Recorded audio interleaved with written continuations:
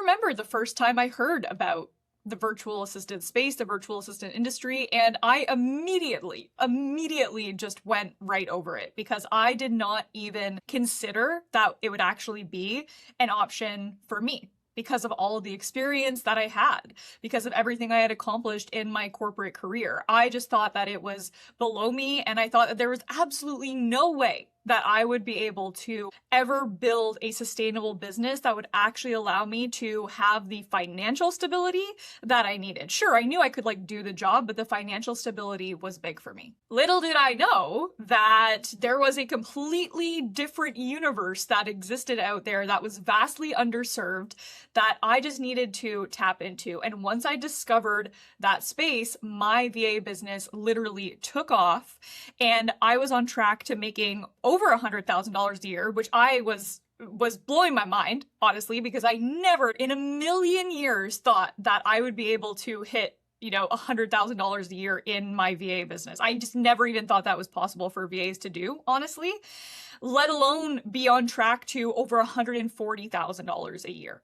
So today we are going to talk about how I did that by essentially ignoring the entire VA industry and all the advice and all the things I skipped. We're going to get into that today. Hello, ladies, and welcome back to the Right Hand Revolution. I am really looking forward to this episode because I know that when I started in my VA business, I had absolutely no idea what sort of the possibilities were in this industry. Coming from a corporate background, that was really all I knew, right? I knew the corporate world, I knew sort of the standards of the corporate world, and everything that I knew about the online business space was sort of just information that I had absorbed from Instagram and online in my research, which I learned very quickly is not really how things work.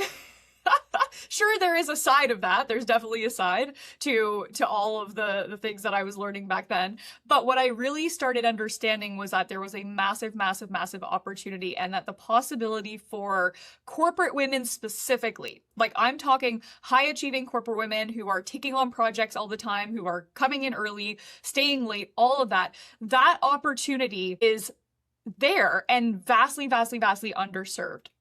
Now, I know that you likely, probably, I'm gonna take a wild guess, all right? And I'm gonna assume that you probably felt / still feel the way that I felt about the virtual assistant industry when I first started, right? Which is virtual assistants are lower paid, task-based workers who make $22 an hour. You're in Facebook groups trying to find really low paying clients. You need to have a lot of clients.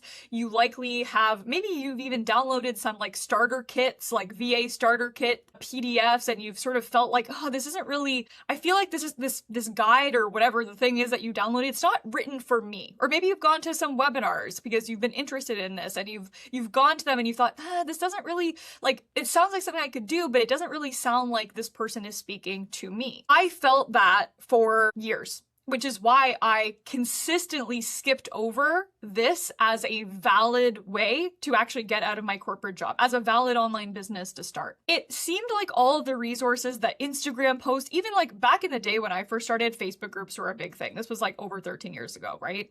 And there were so many Facebook groups for VAs, and I always felt out of place in those groups. I felt like there were a lot of, stay-at-home moms who were looking to make an extra $500 here, $500 there.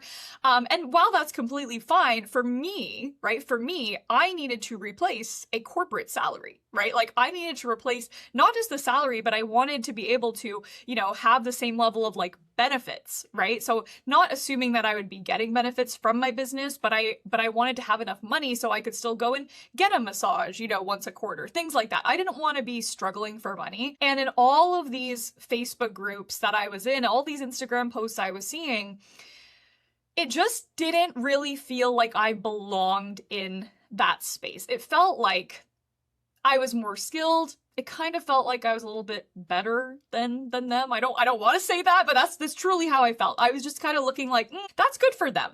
Good for them, right?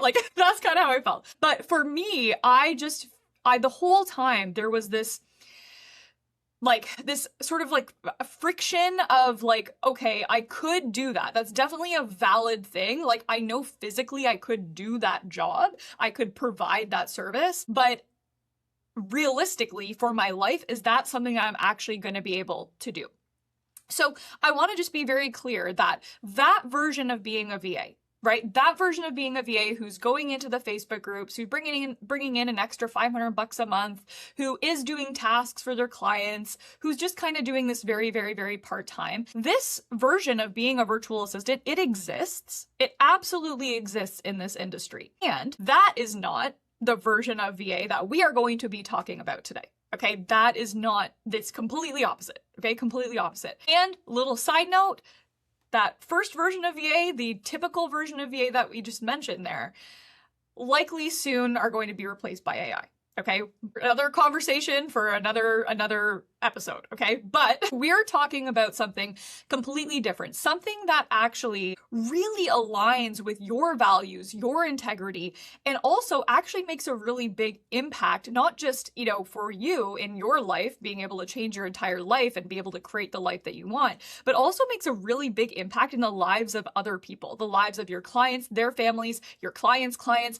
Like, the possibility that exists in this industry for you is something that you haven't even, what people are like, oh, you just know the tip of the iceberg. You haven't even seen the iceberg yet. Okay, you have not even seen the iceberg. Right now, you're just like paddling in the ocean, right? You're seeing some little chunks of ice maybe floating by. That's like the traditional VA industry. Okay, here's some chunks. And like, you are just coming up, okay? Just coming up on the tip of the iceberg. And then even underneath that, there's so much more to actually discover here, okay?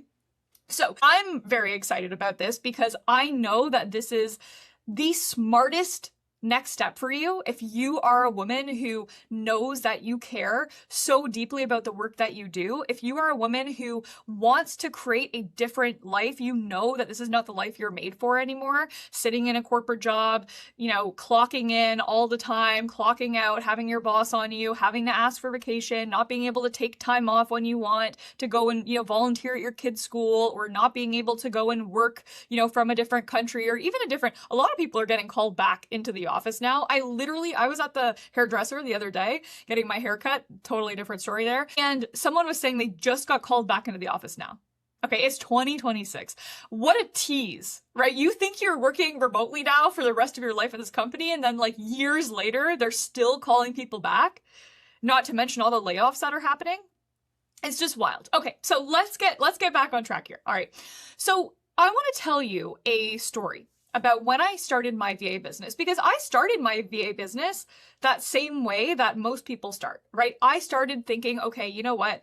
I'm just going to take whatever I can get. I'm going to go for the lower paying jobs. I'm going to go into Facebook groups. I was in that exact same mindset because that's how I was taught by the VA industry to actually start my business. I didn't know anything else. I didn't know anybody that was in the online business space. I was coming in completely green. I also had not seen the tip of the iceberg yet. Okay. So I'm still paddling along. So something that really immediately, once I got into this online space and understanding more about the virtual assistant industry, something that sort of immediately stuck out to me was that the way that I had been taught by the VA industry to actually serve my clients, it didn't feel right to me. It just did not feel right to me. Like, I felt like I wanted to support them more. I'm a person who, like, going above and beyond is like my middle name. Like, I can't not go above and beyond. I have to, right? So if someone says, oh, just like, don't try that hard, just spend 15 minutes on this, like, that's not an option for me. Okay. That's not an option for me. Like, I am the person that goes above and beyond. So very quickly, when I started working with my first VA clients, I started realizing that like these rules that the VA industry had sort of told me that I need to stay in, and how I need to package things, and how I need to provide the service for my clients, it was not working for me.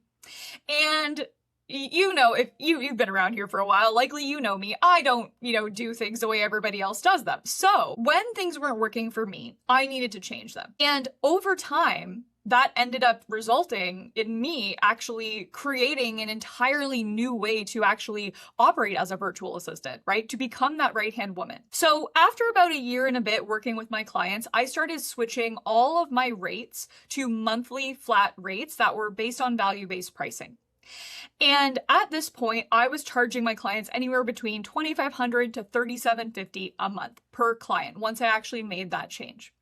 But some of these clients that I was working with, they had other virtual assistants that were working with them as well. So they would have 2 virtual assistants. I had a client who I was his virtual assistant, but then there were other people that he had in the business doing sort of other things. So I was always in contact with other people that were in the virtual assistant space who were still operating as that sort of more traditional version of a VA. And I remember one time I was working with one of these VAs and I had just told her that I had switched to this new sort of pricing strategy. And I was very excited about it. I wanted to share it with other people because, spread the knowledge, right? I'm a person who's always wanted to spread the knowledge. And, I was talking to her and I was just saying, this is what I've done. I've changed all of my pricing to really reflect, the value that I'm bringing into the business. And everybody loved it. Not a single person said no. Everybody was congratulating me, all my clients.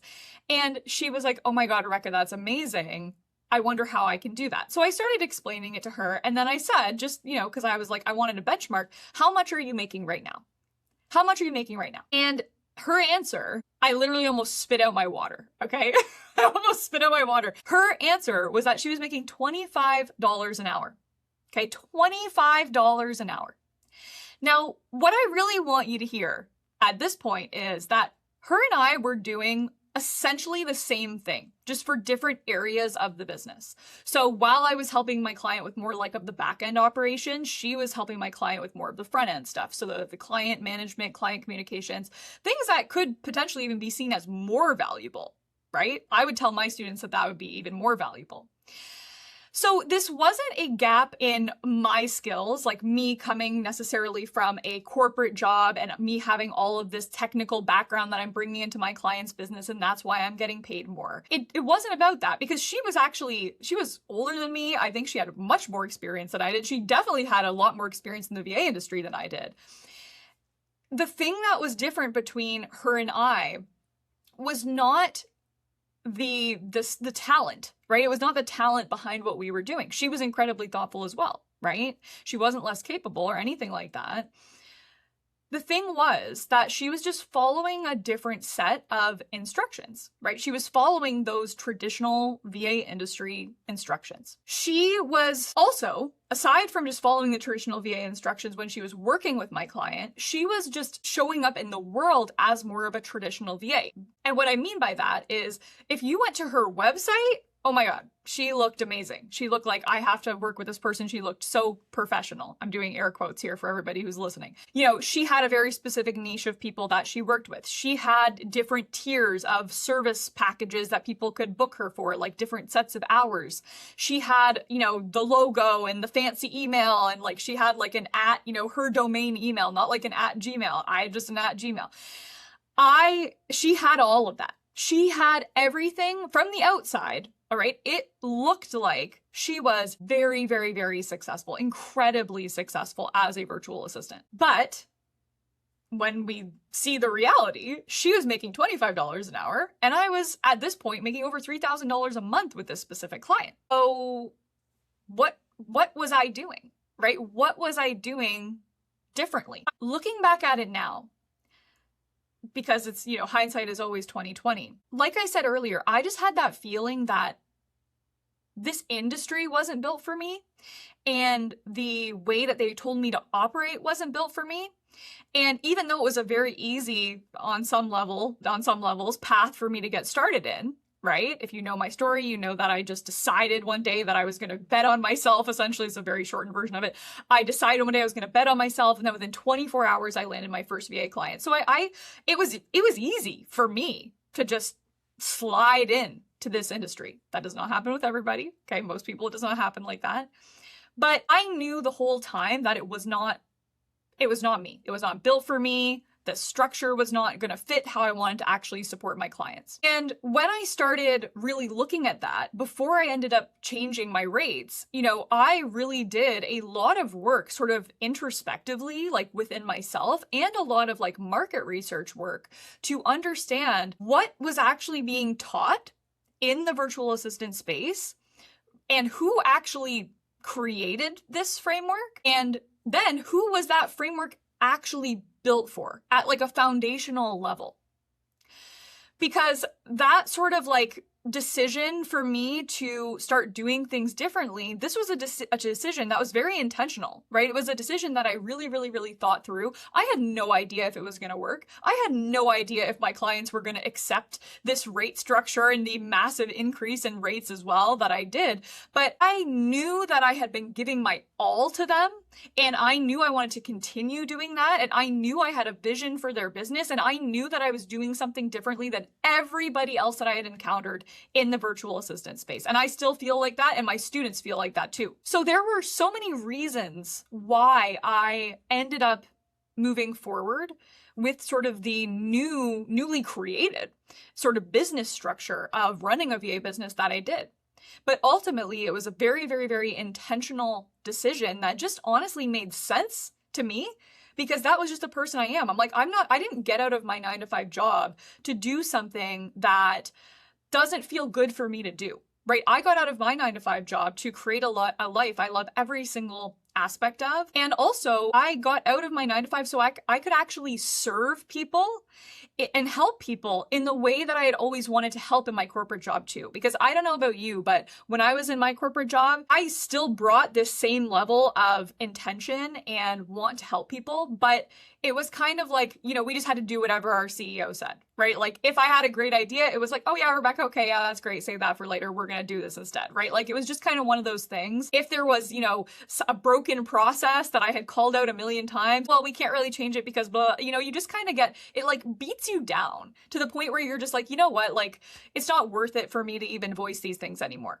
right? I don't know if that's how you feel right now, but that's absolutely how I felt when I was in my corporate job.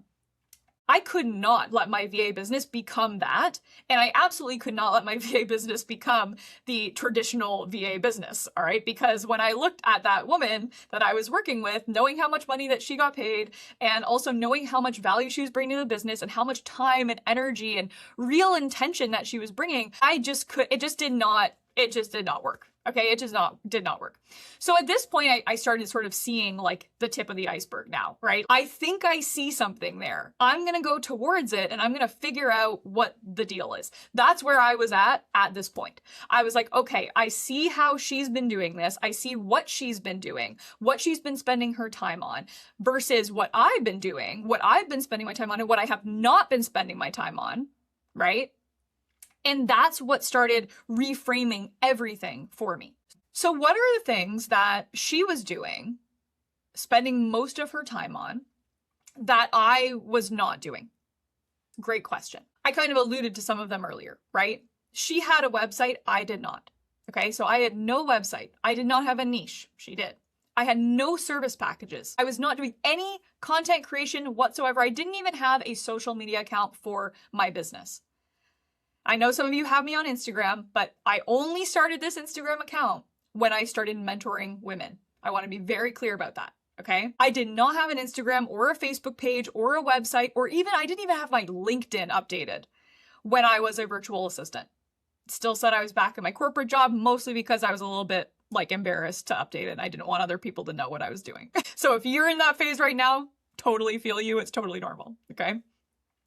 I was not spending hours creating a logo. I didn't have a business bank account. I didn't register my business. I was not using standard industry rates to create the averages of what I was offering my clients. I skipped all of that.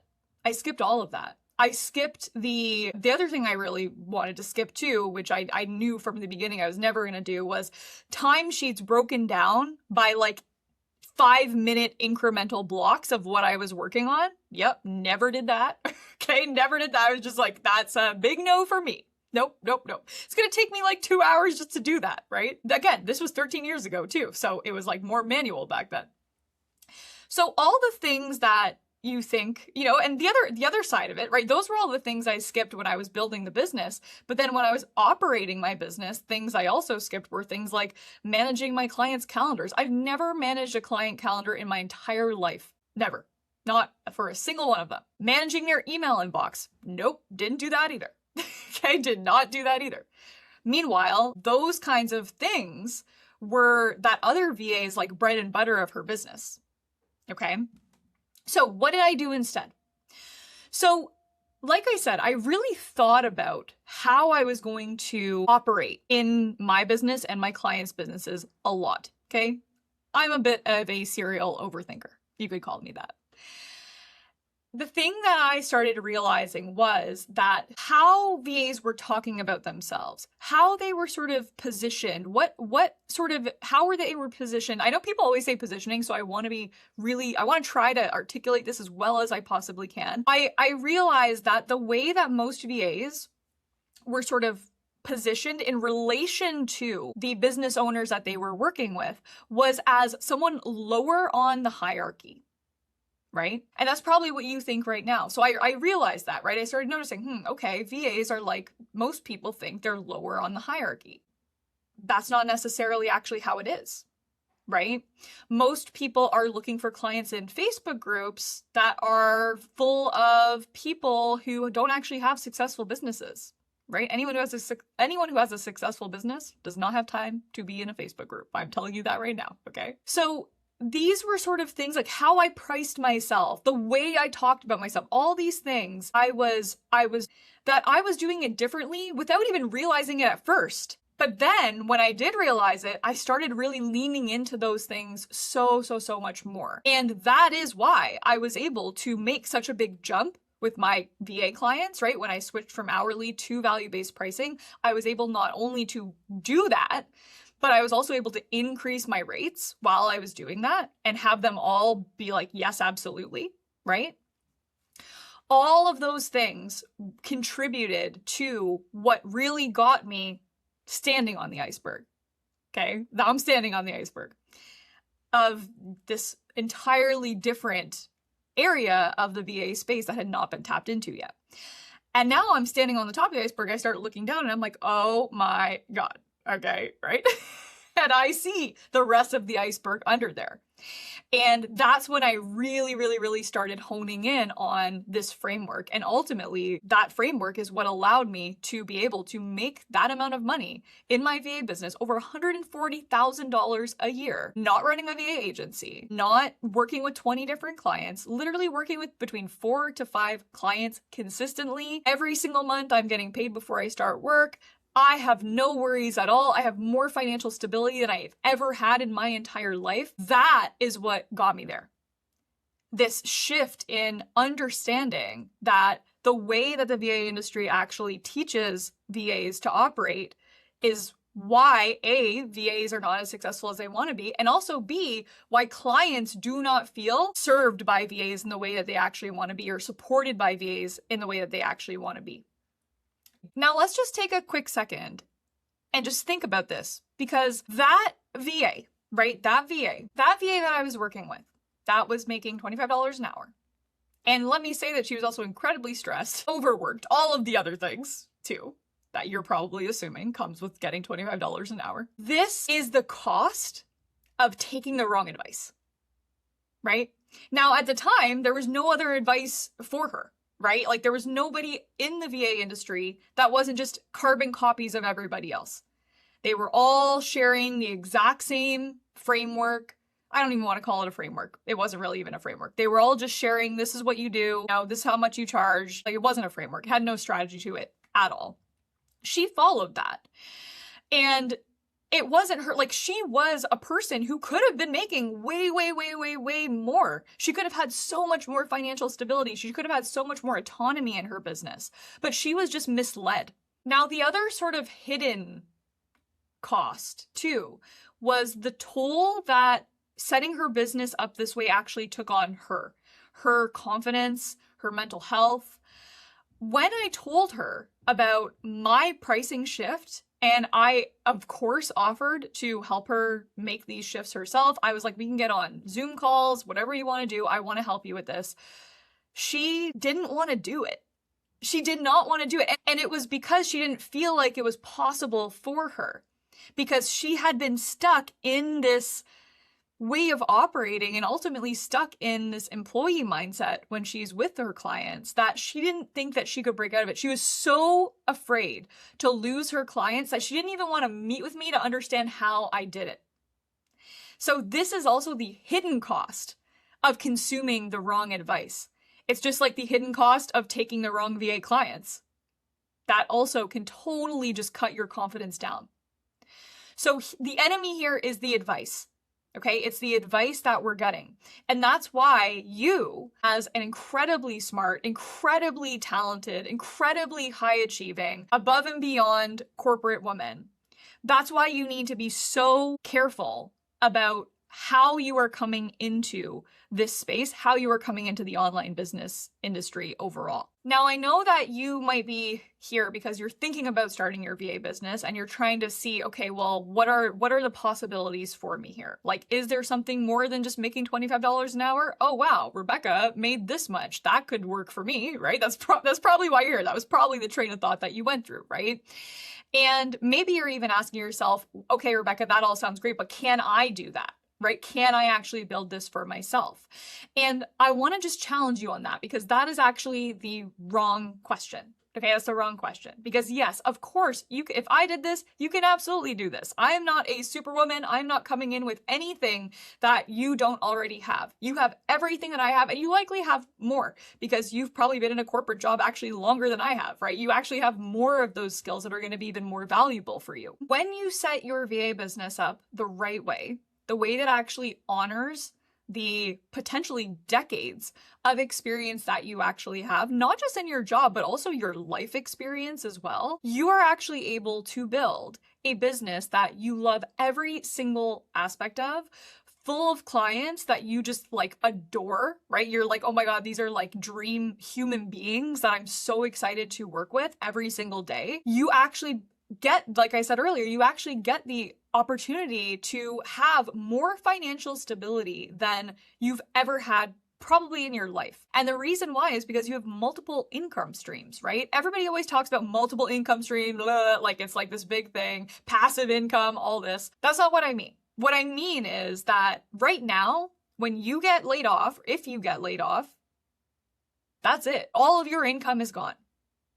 When you're working as a VA, you have 4 or 5 clients. When one of those clients leaves or you decide to leave them, right? That could be a thing too. You have other clients there. And on top of that, when you actually set your business up the right way, you have a repeatable strategy that you can immediately start tapping into to actually find your next client as fast as you possibly can. I want to show you exactly how you can set your business up in the right way so you can get on track to having this level of success in your VA business as well. So if you are the woman who knows that corporate is not where her story ends, you know you are made for more, I want you to come and join me live. Okay. I have a new workshop session called Kiss Your 9-to-5 Goodbye. Start your VA business in 2026. And I'm going to show you exactly how women with your exact background are building 6-figure virtual assistant businesses by doing the exact opposite of what everyone else online is telling you to do. Okay, so come as you are, bring your questions. The link for this is in the show notes. And if you're watching on YouTube, just head to the description below. There is so much possibility in the virtual assistant industry, and it is vastly underserved. There are clients out there right now that are desperately searching for you. Okay, for you specifically, the unique mix of talents and skills that you have. Not me. It doesn't matter that I've had all this experience. They're not looking for me. They're looking specifically for you. And they can't find you. And it's because you're not out here, right? You haven't committed to this yet. So what I want you to do is join me at the session. I'm going to tell you everything that you need to know. And in the meantime, make sure you subscribe. Okay, so if you're watching on YouTube, just tap that little bell icon to get notifications, hit subscribe down there so you always get notified of new episodes coming out. Or if you're on Spotify or Apple Podcasts, just hit the subscribe button there so new episodes get added directly to your feed. Okay, I'll catch you on the next one.